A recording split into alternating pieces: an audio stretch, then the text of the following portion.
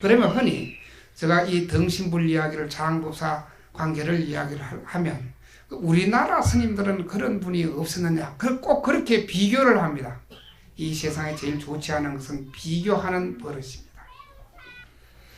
우리나라에도 신라 때 김교각이라는 사람이 있었더랬습니다. 왕의 넷째 아들이었고 이분은 신라 왕의 넷째 아들로서 태어나가지고 24살 때 흰 개 한 마리를 다리고 어디로 갔느냐 하면 중국 구화산을 갔더랬습니다. 키는 구척장신이었고 얼굴은 못생겼다 그렇게 표현이 되어 있습니다. 갈 때 그냥 가지 않고 벼시 그리고 차시 흰 개 한 마리 이를 다리고 이 구화산에 가서 75년간 정진을 했다고 그래요. 75년간 정진을 해가지고 99세에 세상을 떠났다고 합니다. 99살에 세상을 떠나셨는데 떠나시고 난 뒤에 오히려 이분은 이적을 많이 일으켰습니다. 이분이 살아있을 때 어떤 이적을 일으켰느냐면 여러분들 중국 구화산 다녀오신 분 계시는지 모르겠습니다만 엄청나게 큰 산입니다. 기후나 모든 것은 거의 우리나라하고 비슷합니다. 그런데 그 산의 산주인데는 민공이란 분의 꿈에 나타나가지고 산을 시주하라. 그렇게 꿈을 꾸고는 이 민공이 산으로 올라가 보니까 바위 밑에서 어느 스님이 계시는데 그 스님한테 보니까 자기 꿈에 본 스님이라. 그래서 중국 사람들은 특이합니다. 그런 이상한 꿈을 꾸면 그걸 현실화시키는 것이지 그저 꿈이거니 하고 그렇게 지나치지 않습니다. 그래서 그 민공이 스님한테 그런 이야기를 합니다. 스님, 산이 필요합니까? 하고 물으니까 나 산이 조금 필요하다고. 얼마나 뭘 하려고 그럽니까? 하니까 절을 한 채 짓고 싶다. 아, 그렇습니까? 그럼 얼마나 필요합니까? 이 가사 한바탕만큼은 필요하다. 이 가사 아무리 피워봤자 한 평 아니면 2평이에요. 아이고 스님 그걸 드리지요 했더니 스님이 벌떡 일어나가지고 밑발짝 걸어나가가지고 가사를 풀어가지고 휙 던져 버리는 거예요. 산을 한 바퀴 뺑 돌고 오는 거예요. 그 이야기는 산을 몽땅 시주하라 이 이야기예요. 아마 제가 여러분들 빌딩 한 채 가지고 있는데 스님 방 한 칸 필요합니까? 예, 필요합니다.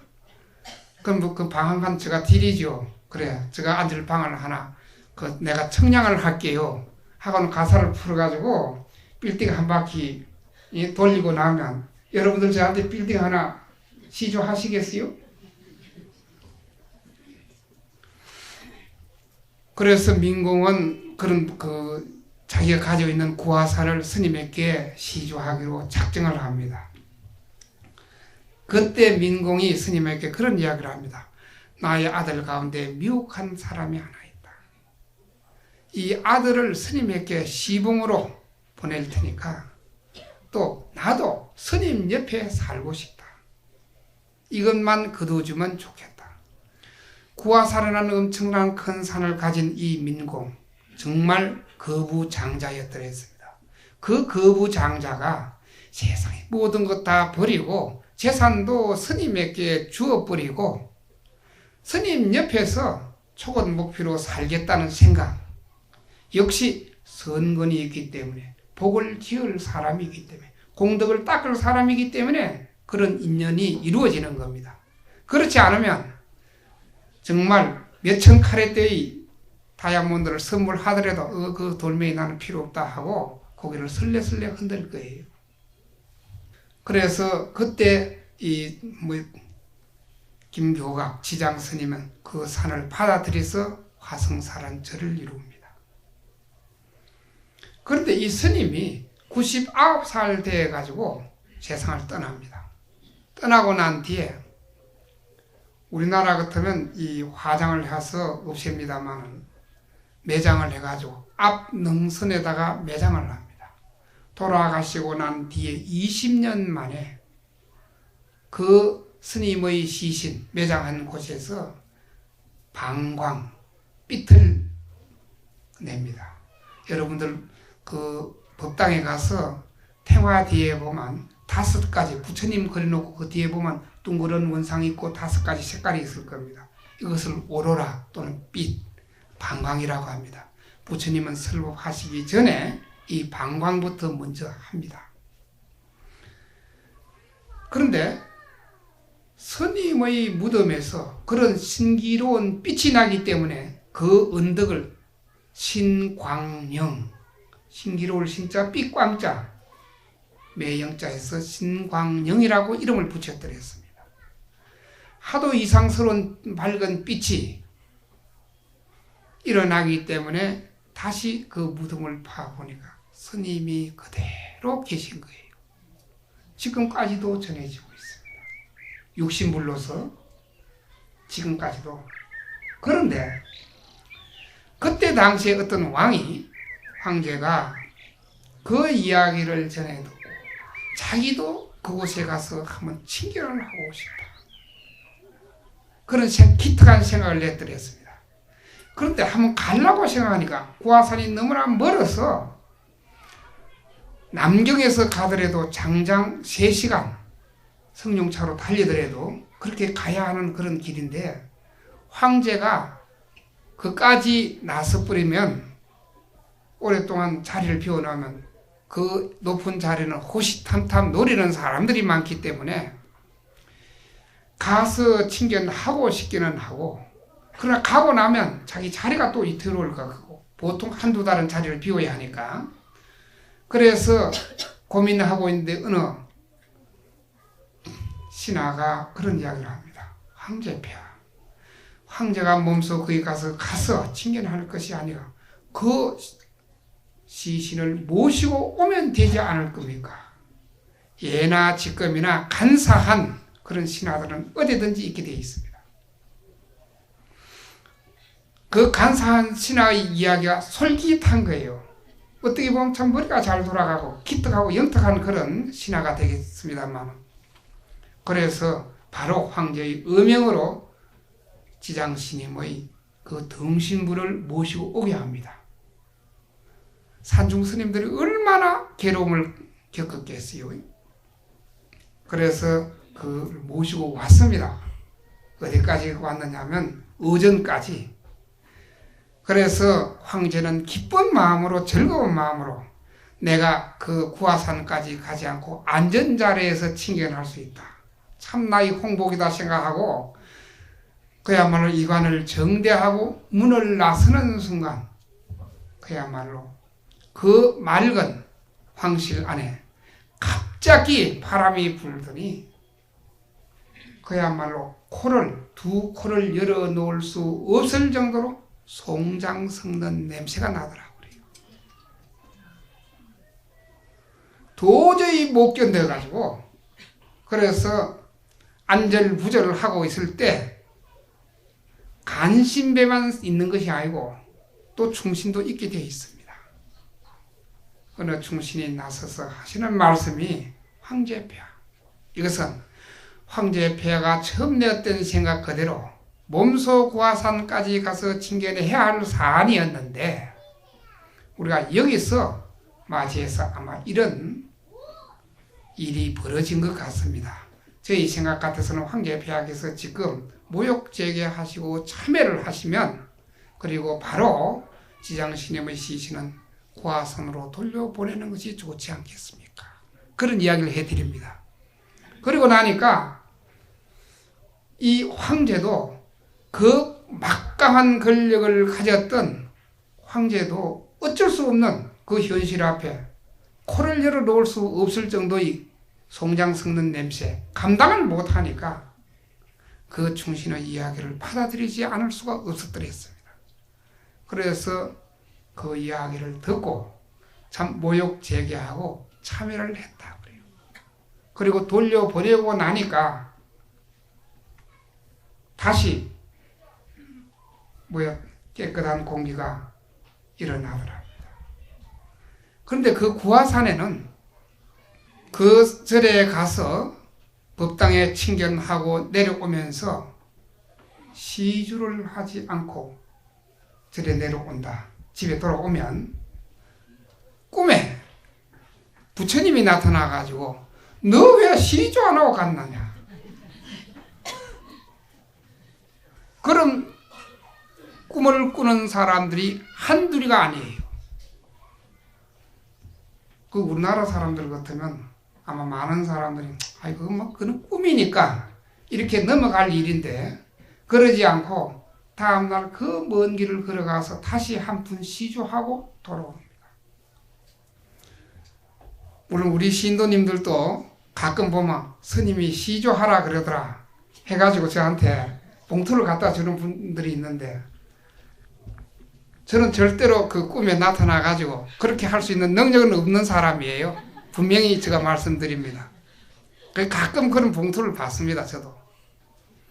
그때부터 이때까지 구화사는 천 몇백 년간 정말 중국 역사 속에서는 지장보살로 구화산이 지장의 성지다. 지장보살의 화신이 우리 신라에서 태어나가지고 신라 이 반도에는 복 있는 사람이 적기 때문에 바로 중국 구화산에서 일생을 살았다. 그래서 그쪽에서는 지장보살이라 그러지 않고 뭐라고 하느냐 지장왕보살이라고 합니다. 왜 왕자를 놓았느냐 하면 왕의 넷째 아들이었기 때문에 이 자료는 1984년 제가 홍콩에 있으면서 홍콩 ATV에 방영되었던 사실을 그대로 녹화해가지고 우리나라 영상 포기원에 보내가지고 그때부터 우리나라의 지장법사에 대해서 등신불 김교각에 대해서 유포하기 시작했고 지난해는 우리 대구 박물관에서 그 유품 전시가 있었고 불국사에서는 지장보살을 모시는 그런 또 법회를 했고 그 자리에서 약 5천 명이 모인 데서 보살계까지 했더랬습니다. 저하고는 그런 참 깊은 인연이 있습니다. 우리나라에 최초로 제가 소개를 했고 또 5천 명이나 많이 모인 그 자리에서 보살계까지 제가 참여를 했고 주관을 해드렸더랬습니다. 이것은 사람이 영원히 살 수 있는 영혼은 영원히 사는 겁니다. 절대로 우리 금생만 사는 것이 아니고 다음 생도 사는 겁니다. 지금 육신이 있기 때문에 지금의 목숨도 소중하고 귀하고 아주 참 존귀하지만은 지금 이후에도 더 소중하기 때문에 우리 부처님 제자들은 꼭 수행을 해야 하는 겁니다. 더 비근한 예로 이런 일이 있었더랬습니다. 어떤 분이 결혼을 해가지고 아이가 없었더랬어요. 그래서 절에 다니면서 부지런히 기도를 했습니다. 기도를 해도 영험이 있었는지 없었는지 아이가 들어서지를 않는 거예요. 그래서 1년 가고 2년 가고 몇 년 갔는데 어느 날 그 해 자기 친정 어머니가 세상을 떠났습니다. 떠났는데 대구에 명덕 로타리라고 있죠. 그 명덕 로타리에 꿈에 자기가 택시를 타고 이렇게 가다가 보니까 누가 차를 세우긴데 차가 서더랍니다. 그 타는 사람이 누구냐? 자기 친정 엄마. 그 해에 돌아가시던 친정 엄마가 차에 타더랍니다. 그러나 저러나 10달이 지나서 아이가 태어났는데 태어난 아이가 하는 성격이 자기 친정 어머니의 성격 그대로를 하더랍니다.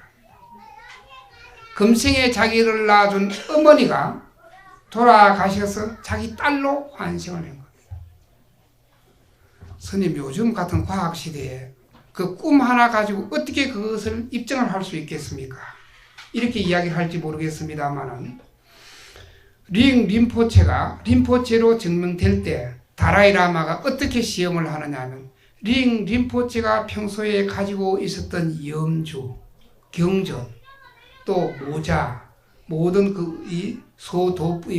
소품들을 그 어린 아이 앞에 놔두고 똑같은 것을 유사한 것을 놔두고 선택을 하라고 그래요. 금생에 자기가 가지고 있던 것을 금생에 자기가 쓰던 것을 그대로 집더랍니다.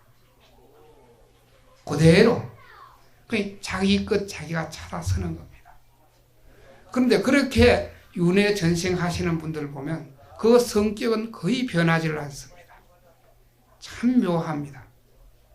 이 성격이 뭐냐면 바로 업이고 업이 운명을 만드는 겁니다. 그렇기 때문에 제가 자기 마음이지만 마음 함부로 쓰지 말으라는 이유는 한순간 한순간 일어나는 마음 그 자체가 바로 업을 만들기 때문입니다. 제가 기도를 많이 하라, 염불을 많이 하라, 참선을 하라, 물론 사람마다 다 다르게 이야기를 해드립니다만은 그렇게 해주는 이유가 바로 윤회의 쇠사슬을 끊는 데는 그 이상의 묘방이 없습니다. 우리가 흔히 잘 살고 싶다. 금생도 소중하지만 다음 생도 역시 소중하기 때문에 부처님의 말씀은 우리의 생명은 지금과 동시에 영혼과 맞닿아 있다. 영원히 살아가는 존재다. 그럼 영원히 내가 나라는 것을 자각하고 사는 존재가 되느냐, 모르고 사느냐, 알고 사는 존재, 이것을 지향한 것이 바로 부처님의 말씀이고, 모르고 살면 고통이 따른다. 알고 살면 고통은 따르지 않는다. 이 윤회 전생하는 것은 정말 저로서는 체험을 많이 해봤는데, 저희 금생의 어머니였던 분이 과거 전생에 저희 고향주였더랬어요. 전생에 제가 스님 생활을 했기 때문에 그분이 과거 전생에 고향주였는데 저를 무척 좋아해가지고 저를 아마 가졌던가 봐요. 10달 그 몸을 빌렸는데 그렇잖아요. 어머니 몸을 빌려야 금생에 태어날 수 있습니다. 그리고 아마 그분은 돌아가시가지고 금생에 어디서 태어나가지고 이 대구 근방에서 태어날 거예요. 태어나가지고 내 상자가 될 거예요. 상자 아니면 손상자가 될 거예요.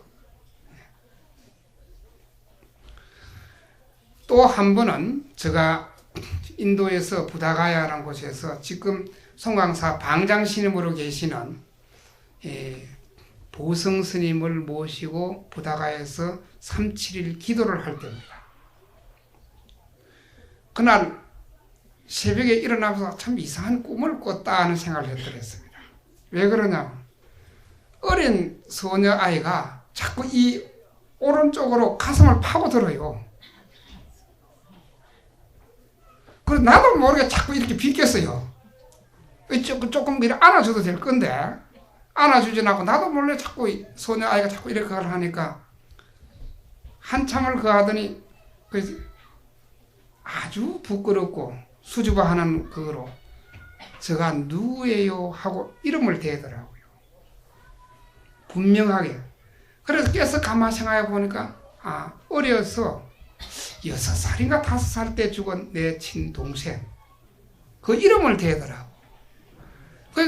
새벽에 예불 하러 가면서 이상하다. 어째 그런 꿈을 꿨을까 하고 생각을 했는데 기도를 끝내고 돌아오는 시간에 앞에 두 스님이 걸어갔는데 비구니 스님이었더랬어요. 티베트 스님이었는데 제가 불렀더랬어요. 그랬더니 마침 그분이 중국 만다를 알아들었고 저 이야기를 듣고는 아주 기쁘게 뛰어오더라고. 뛰어오면서 지금은 내가 어디에 머물고 있으니까 몇 시에 어디에까지 와주면 좋겠다 그러니까 찾아왔습니다. 찾아왔는데 보니까 직감적으로 5살 때 죽은 내 친동생이 환생해서 티베트에서 금생에 스님이 된 거예요. 보는 순간 이 사람이구나. 왜? 그때 들었던 목소리나 지금 그 티베트 스님의 목소리가 똑같았어요. 그래서 보는 순간에 이 사람이 이렇게 태어났구나. 그걸 실감을 했더랬어요. 참 묘하지요. 그런데 그 뒤에 또 물론 그분에게는 당신이 나의 이 전생에 당신 전생이 나의 친동생이 이런 이야기는 해주지 않았더랬습니다. 그런 건 뭐 불필요하니까. 그 내 마음속으로 금생에도 너는 또 단명하겠구나. 전생에 단명하더니 금생에도 단명하겠구나 하는 생각. 그게 조금 불안했더랬어요. 마음속으로 무척 기뻤지요. 무척 기뻤지만은 참 안타깝구나 하는 생각 지울 수 없었고, 역시 제가 홍콩에 있을 때 그날 역시 어떤 소녀가 스님하고 자꾸 불러요. 그래서 너는 오지 마라 그러니까 제가 어디 가는데 자꾸 따라가겠다는 거예요. 아니 너는 안 와도 된다고, 내 혼자 가도 된다 그래. 아이고 난 따라가야 된다고. 그 네가 뭐 하려고 따라오려고 그러냐 그러니까, 네가 갈 일도 아니고 하니까 내 혼자 가도 된다. 내가 가면서 스님을 도와줘야 된대요. 스님 혼자 가니까 도와줘야 된다 그러면서 자꾸 따라오려고 그래요. 그래 오지 마. 네가 누군데? 내 상자도 아니고 내 시자도 아닌데 왜 따라오려고 그러느냐고. 그러니까 제가 누구예요? 역시 금생에 저 어린 그 동생 둘이 여자인데 세상을 떠났더랬습니다. 아마 걔도 한 3살인가 4살 정도 됐을 거예요. 가만 생각하니까 금세 걔들을 내가 많이 업어주었어요. 업어준 인연이야. 그런데 그날 어느 스님이 전화를 했습니다. 대륙을 다녀왔는데 조금 쉬고 싶다고. 그래서 어디냐 그러니까 우리 홍콩 홍법은 이 근처에서 전화를 했습니다. 올라오라 그랬더니 왔는데 보니까 보는 순간 바로 그 사람. 그래서 정말 인연이 묘하구나. 그런데 한 사람은 티베트 스님이 됐고 한 사람은 한국 스님인데 그 이야기는 꿈 이야기는 하질 않았더랬습니다.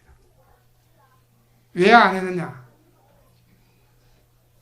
그 사람의 마음이 어두우면 저 이야기를 받아들일 수가 없고 그러면 황당한 이야기로 끝나기 때문에 그 이야기는 해주지 않았더랬습니다. 전생을 안다.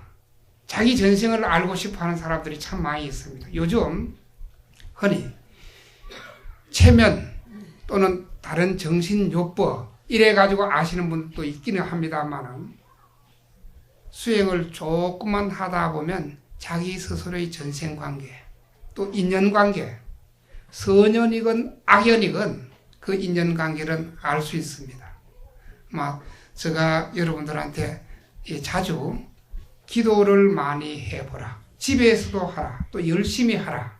이렇게 하는 것은 살아가면서 자기 영혼, 자기 마음자리가 조금 맑고 깨끗하면 한 세상 살아가는데 험한 일, 악한 일, 어려운 일은 쉽게 이겨낼 수 있습니다. 우리가 윤회 전생하면서 거기서 벗어난다.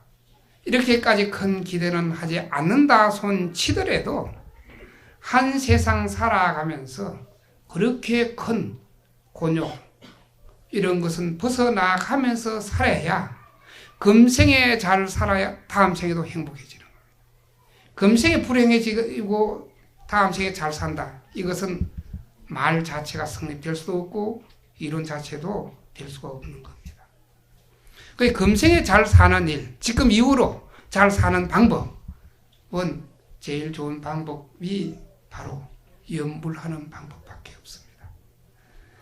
부처님이 근본 말씀은 우리 육도에 살아있는 중생들이 그 윤회의 수레바퀴에서 내려서 참된 해탈을 구하게끔 하는 일입니다.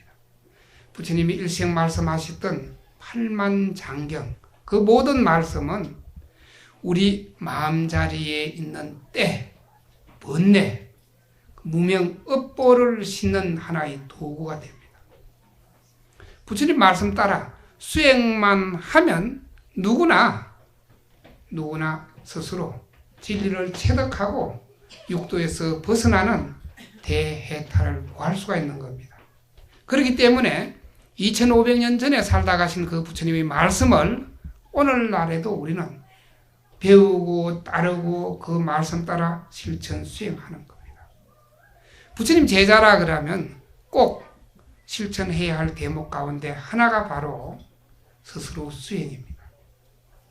이 스스로 수행은 하지 않고 남이 해주기를 바란다 그러면 밥은 아들이 먹고 배는 내 배가 부르기를 바라는 이치와 똑같습니다. 그렇기 때문에 부처님 말씀은 첫째도 둘째도 셋째도 수행입니다. 오늘이 4월 초하루 또 한 일주일만 있으면 초파일 부처님 태어나신 날 우리 이 불교에서는 제일 큰 명절 가운데 큰 명절을 닥치는 아마 그런 그 기쁨들은 우리 불자라면 다 누구든지 가질 겁니다. 이럴 때를 저음해서 우리가 해야 할 일은 그저 초파일날 등 하나 켠다 이런 관념에서 벗어나가지고 해야 할 것은 바로 스스로 부처님 말씀을 잘 실천하고 수행해가지고 참다운 부처님 제자가 되는 겁니다. 오늘은 제가 여기까지만 하겠습니다.